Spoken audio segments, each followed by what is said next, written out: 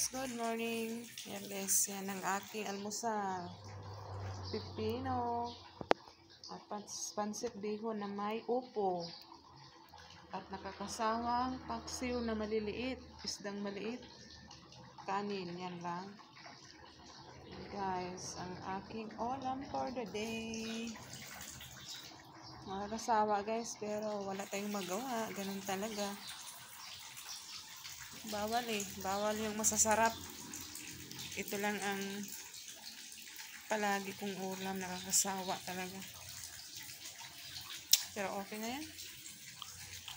Solved na ang almusal. Let's eat, kain tayo guys. Yan paksiw ko, maliliit. Laging ganyan, paksiw. Tsaka pipino. Sarap din yan guys. Ayan, let's eat.